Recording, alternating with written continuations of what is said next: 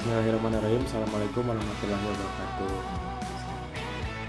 Kali ini saya akan mewawancarai salah satu UMKM pakaian anak-anak dan bayi. Sebelumnya Ibu mohon izin bisa langsung memperkenalkan nama dan konteksnya. Assalamualaikum, nama saya Ibu Farida.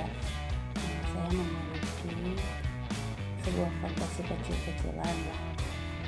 Namanya brandnya Collection. Baik Ibu, sebelumnya izinkan saya untuk mewawancarai. Langsung saja ke pertanyaannya Ibu paling. Jadi produk utama yang dihasilkan oleh UMKM Ibu ini itu apa?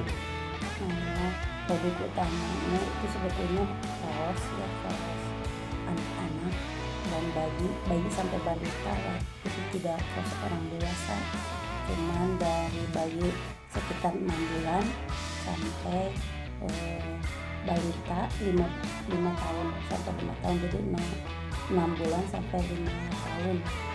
Jadi khusus untuk bayi sama balita aja gitu ya Ibu? Iya, tidak sampai orang dewasa. Kalau boleh diceritain ini Ibu, jadi tahap awal produksinya sampai jadi itu gimana Ibu? Seperti biasa saja, saya membeli bahan baku dulu, berupa kain. Setelah itu tentunya harus dibuat pola ya. Kemudian setelah ada polanya dibuat, digunting atau melakukan proses pemotongan dengan mesin potong. Kalau di konveksi mesin potong, setelah itu baru proses produksi menggunakan mesin jahit, mesin obras, mesin overdek, kemudian di press, kemudian disetrika uap dan akhirnya di packing sampai bisa dijual. Kalau boleh tahu nih Ibu, Ibu tuh memperoleh si bahan bakunya itu dari mana sih? Sebetulnya bahan baku itu ya, kalau di sini kan banyaknya konveksi, sehingga sebetulnya ada yang penjualnya tersendiri gitu. Di lingkungan kami ada, bahkan sudah berlangganan gitu, ada suppliernya untuk kain. Oh jadi kalau untuk bahan bakunya mungkin udah ada kayak supplier gitu ya Ibu buat langganannya gitu ya? Iya sudah ada, karena memang di sini kan banyak konveksinya gitu.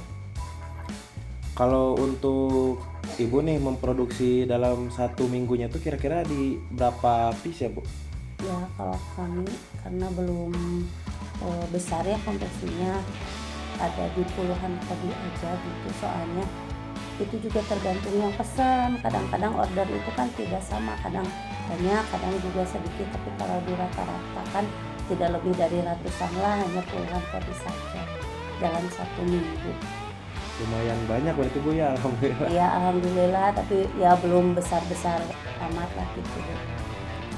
Kalau boleh disebutin lagi nih Ibu, peralatan yang Ibu pakai tuh apa aja sih? Peralatan buat memproduksinya? Oh ya, itu kan ada mesin potong, mesin obras yang tadi disebutkan aja, mesin jahit, dan mesin overdek ya. Kemudian juga ada setrika uap dan lain sebagainya. Jadi udah berbasis mesin ya Ibu ya untuk produksinya ya? Iya ya, sudah pakai mesin. Kalau untuk ini Bu, cara Ibu mempertahankan kualitas produksinya itu gimana sih Bu? Untuk mempertahankan kualitas produksi, tentu saja yang pertama dari bahan baku, tentunya kainnya juga harus berkualitas. Jadi kualitasnya itu jangan diturunkan gitu ya. Meskipun harganya naik misalnya, tapi kita berusaha untuk mempertahankan kain itu tetap gitu yang dipakai untuk bahan baku.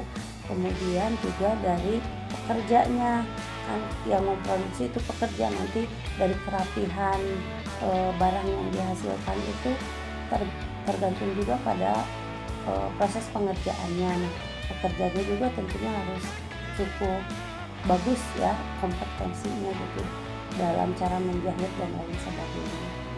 Jadi yang terpenting itu mungkin dari kain, dari kerapihan jahitan gitu. Jadi skill para pekerja juga itu sangat berpengaruh ya Bu ya? Iya, tentu saja sangat berpengaruh. Kalau misalnya skillnya kurang, nanti kan hasilnya tidak rapi jahitannya. Terus kalau misalkan ini Bu, kan namanya mesin pasti ada kerusakannya ya. Iya, iya. Nah, cara ibu mengatasinya itu gimana bu untuk kerusakan alatnya bu? Kalau kerusakan kecil namanya pegawai kita juga sudah terbiasa. Kalau ada kerusakan kecil biasanya pegawai juga sudah bisa mengatasinya. Tapi kalau misalnya kerusakan yang tidak bisa diatasi oleh pegawai, biasanya ada montir yang kami datangkan gitu ya. Kami juga punya langganan montir tersendiri yang biasa mengerjakan kerusakan mesin yang tidak. Baik, ibu kan kalau namanya mesin itu pasti ada kerusakannya bu ya. Nah kalau misalkan ada kerusakan pada alatnya itu bu, cara mengatasinya gimana sih? Kerusakan mesin, kalau kerusakan mesin itu kan kalau misalnya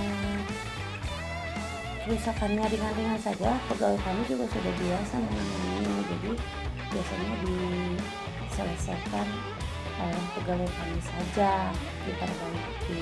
Tapi kalau misalnya kerusakannya sudah tidak bisa diperbaiki, pegawai kami sudah menyerah, baru biasanya kami mendatangkan montir yang bisa memperbaiki, yang sudah biasa memang didatangkan kalau misalnya ada mesin yang rusak yang tidak bisa diperbaiki oleh karyawan kami.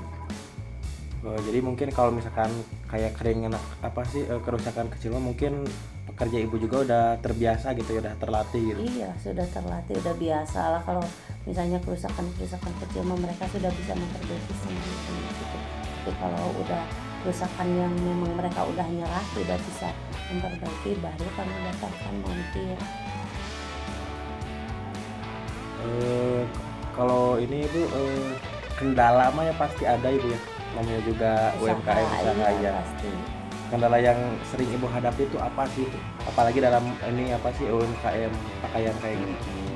Kadang-kadang kalau kita produksi itu ya ada memang yang kita produksi kemudian kita jual, tapi ada juga kan yang memang benar-benar pesanan. Tapi kadang-kadang kalau pesanan itu kan misalnya warnanya pengen warna apa, itu kadang-kadang juga kainnya agak sulit kita cari, mungkin itu salah satu kendala, meskipun dapat juga sebetulnya kalau dicari.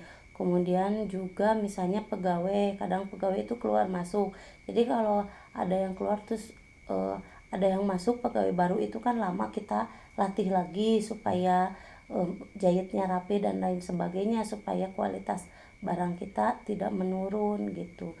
Itu sih mungkin kendalanya diantaranya. Atau juga dari order, kadang-kadang order itu kan tidak sama ya, kadang ada banyak orderannya, kadang juga menurun gitu, tidak sama. Itu saja mungkin kendalanya. Kalau ini ibu kan eh, memproduksinya itu kayak kain ibu ya, namanya baju pasti dari kain ya. Iya. Otomatis kan ada mungkin kayak sisa-sisa atau limbah kainnya gitu ibu. Oh iya, Nah itu biasanya cara ibu mengolahnya tuh gimana ibu? sebetulnya kalau kain sisa ya, eh, sisa jahitan begitu biasanya tidak diolah sih, biasanya kita jual aja. Biasanya suka ada pengepul yang menampung gitu sisa-sisa kain, ada kita jual di kilo biasanya. Jadi lumayan juga sih, dari sana kan ada penghasilan juga gitu. Jadi UMKM ibu ini lebih memilih caranya itu, cara dari sisa-sisa kainnya itu lebih milih buat dijual gitu ibu Nah, daripada. dijual aja, nanti juga yang menerima juga nanti itu yang bakal diproduksi lagi menjadi satu barang gitu. Tapi tidak, kalau kita mah dijual aja. Orang yang nerima itu mungkin yang beli dari kita, yang dibuat lagi, diproduksi lagi jadi satu barang tertentu gitu. Kalau ini ibu, kalau misalkan saya boleh tahu nih, untuk biaya kalau dihitung-hitung nih bu, satu produk itu biayanya kira-kira berapa ibu dari satu baju itu? Ya kalau kaos, karena kami lumayan kualitasnya ya, yang kainnya juga yang bagus, cotton combat gitu, jadi sekitar biaya produksi sekitar 20.000 udah mencakup semua gitu. Itu teh nanti kita jualnya lebih dari segitu, jadi labanya berarti kalau kita jual lebih dari 20 itu ya labanya ya kurang lebih 20.000 lah. Buat perkiraan gitu ibu ya, Perkiraan 20.000. kalau yang usia sampai sekitar 3 tahun sekitar 20 lah.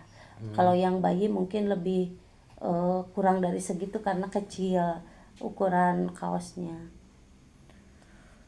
Kalau ini Ibu, target yang ingin Ibu capai di tahun ini atau bulan ini tuh apa sih Bu, kalau boleh tahu? Oh, kalau sebetulnya ya saya mah gak muluk-muluk ya dengan kondisi ekonomi yang seperti sekarang makan banyak persaingan ya. Nah, minimal lebih baik aja kalau target bulan ini ya lebih baik ordernya lebih banyak dari bulan kemarin. Dan kalau untuk target tahun setahun ke depan misalnya minimal kami bisa mempertahankan dan lebih meningkatkan lagi produksi lah, mudah-mudahan ordernya lebih banyak, kualitas kami bisa dipertahankan gitu, tidak kalah saing aja dengan yang lain, soalnya kan persaingannya sekarang ya berat juga ya di dunia usaha itu. Jadi kalau disimpulkan Ibu mungkin ya, target Ibu mah, cukup bisa mempertahankan UMKM-nya aja seperti Iya, itu ya? iya bisa meningkatkan, tapi mempertahankan juga sudah alhamdulillah ya, tapi tidak terlalu muluk-muluk lah gitu. Untuk, pertanyaan terakhir Ibu, harapan atau rencana Ibu ke depannya tuh gimana sih? Harapannya apa? Rencananya bagaimana untuk Ya, UMKM Ibu? kalau harapan mah ya bisa lebih besar saja usahanya ya. Eh, Barang yang dihasilkan atau yang diproduksinya lebih banyak ya. Kemudian bisa mempekerjakan karyawan yang lebih banyak gitu. Itu saja mungkin targetnya, dan kualitas barangnya juga bisa terus bertahan, dipertahankan. Tapi ya setiap orang pasti punya keinginan ya, keinginannya Ya, tentu betul. usahanya lebih maju lah dari sekarang. Kalau sekarang seminggu cuman puluhan kodi gitu ya, kalau nanti ya pengennya ratusan gitu ya, lebih besar lagi lah usahanya, bisa punya tempat usaha yang lebih luas, itu sajalah mungkin kalau harapannya. Baik, mungkin untuk wawancaranya Ibu, cukup sekian. Terima kasih atas waktunya. Terima kasih Iya, udah mengizinkan saya untuk mewawancarai UMKM Ibu. iya sama-sama. Mungkin sekian dari saya. Terima kasih. Wassalamualaikum warahmatullahi wabarakatuh. Waalaikumsalam warahmatullahi wabarakatuh.